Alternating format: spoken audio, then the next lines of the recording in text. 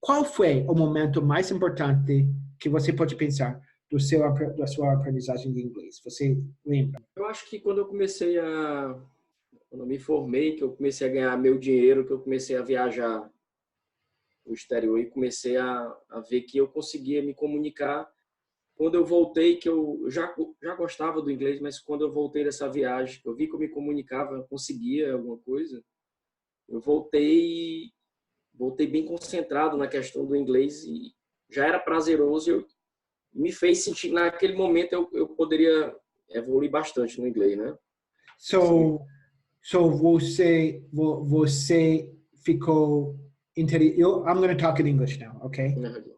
So you became interested in English more when you saw it in action and when you started working. When it was real. It's funny because once I interviewed a person in my study, a participant in my research, and I said, what was the most important moment for you learning English? Mm-hmm. And he said the most important, his English wasn't like yours. Okay. His English was okay. But I said, well, it wasn't good, but it was intermediate level. And I said, what was the most important moment? And he said, well, I was in Guyana, French Guiana. And I was talking to there was somebody French, and I couldn't speak to her in Portuguese. So I spoke to her in English, and she understood. And he said, it was the first time I had ever spoken English, really. And automatically I wrote this down. I use it in a lot of my talks, okay? Because he had been learning English for 7 years in schools that were supposedly communicative language teaching, speaking, but like he didn't consider that real talk. All those 7 years, he didn't consider real talk. He said he never had really talked. He didn't say that, but obviously he had been learning, but it wasn't, to him, that's not real. So what's interesting is even people who go to schools a lot, they don't think, that doesn't give them the confidence. What gives them the confidence is going out, actually using the language in a realistic way and seeing that they can do it. Yes. Yeah, of course. Emanusa, do you have an experience like that? No. Well, I've never been abroad. You never have been abroad? Not to a native English-speaking country. I've never been abroad. Wow. It's most impressive. It's true, That's man. something. Yeah. I hate this. I hate it. And my profession, I don't use English to my profession. And it sucks. I hate it too. But my English, what came to my mind when you asked us what was the point that we can, something that happened that it was a moment to remember, when I started listening to things and understanding it without anything to help me. Do you remember? Okay? Do you remember the first time? I remember I used to, that's crazy. I used to take a song. I didn't know anything. I only knew the present tense. I took the song. I used to take the song and try to listen and write it down. Of course, everything was wrong. Everything was wrong. And then after some time, I began to write it down correctly. Okay, that is something that was a very nice achievement to me. And then it became common to me to listen and write what I was listening, and trying to speak, trying to understand, especially trying to see what expressions that was used, but that I would translate differently. Yeah, that's one thing I think is interesting about you that you didn't say, but I mean, obviously you don't realize that it's so abnormal. Well, it's not abnormal for you guys, but it's abnormal for almost all the rest, most of my students, is seeing that, like, noticing something that you were saying wrong, like the ability to figure things out for yourself about language. And I don't think it's just ability, I think it's desire. Yes. Yes. Yeah. And then, like, that's Atea can be that can even be one of your most important moments in English, figuring things out. You know, there are people who go to school for 6 years, 7 years, 10 years, and they never figured out one thing in English. Yeah. Like, and Never, Jason, they never figured out the word figured it out. they never figured out the word figured out. they never figured out how to use. I just found out that word, phrasal verb, figure it out with you, man. Yeah. Rodrigo, how about you? Is there a moment? Cooper, really, I was trying, but I don't remember. I don't really. That's okay. I always wanted to be independent in English, and it's been a long time that I consider myself independent in English. I wouldn't say fluent. I would say independent.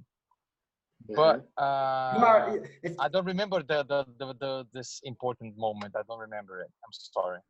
It's funny because you say you're not fluent, but I think that comes from motivation. You know what I mean? The more you gain, the more you want more. You know what I mean? Exactly. And it's incredible the way that works. I mean, so I have students like you guys, and you're working harder.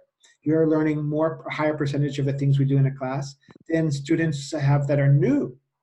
It's amazing. I mean, not just learning more because you know how to learn more, but you also put more time into it. And because you want to none of you are happy enough. None of you are satisfied. Exactly. And that's interesting. Is there anything about what I do that, how do I have it here? That increase our that helps you? Is there anything, I mean, because you guys are so good as it is there anything I helped you with? Oh, come on. Man, as I said here, that when I started with you talking in English and learning something with you, from you, especially this phrasal verb, learn from, that's another one. It's interesting to be aware of what you learn, right? You figure out, you said learn from. Figure it out and learn it from. And yeah, it's amazing, man, because I think my level in English was about 50%, and now with you in almost 2 years of conversation with you, I think my English is 70% better than it was, man. It's amazing. Yeah, but maybe, you know what? Maybe it's that I tell you the things, but then you learn, you have this very strong percentage of, não sei se eu falaria aproveitamento, you can falar português. You have this strong percentage of, high percentage of getting, like, of the things we do in class, a lot of them you take with you. Emanu, is anything? I know it's horrible to ask for compliments, but I want.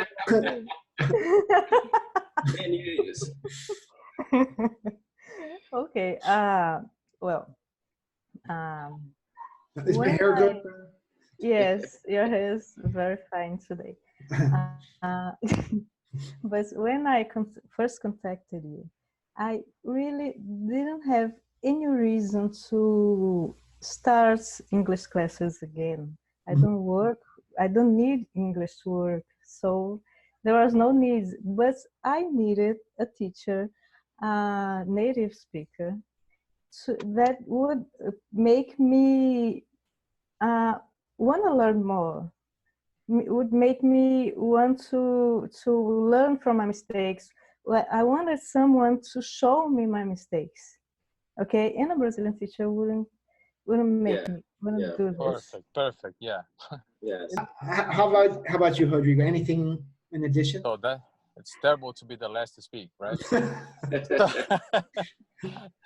Let me see. I was, as I told you before, I already considered myself independent in English, but so in a way, people were always telling me that I didn't need to learn English or have any more classes. But you know, I was feeling like I was stuck in a level, and I really wanted to go forward, to take the next step and learn better and more. I know that I'll never speak like a native speaker, never. But I really wish. Sounds pretty good. No. I really wish to have the highest level of communication that I can have. You know, so and that involves polishing some things, like how can I say,